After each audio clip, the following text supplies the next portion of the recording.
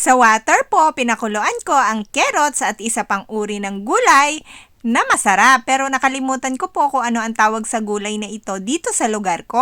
Then, nag-add po ako ng asin. Pagkatapos naman po, niluto ko itong chicken meat roll dito sa air fry. Binaligtad ko na din po ang mga ito para magpantay po ang pagkakaluto nito.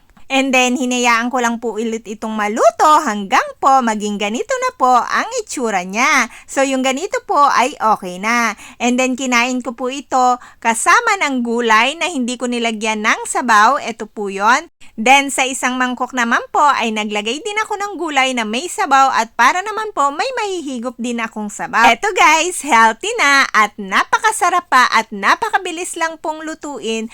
Hindi ka pa po magiging sakitin. Always remember, eat enough and nutritious food to always be in good health at lagi po nating tatandaan ang gulay ay pangpahaba ng buhay.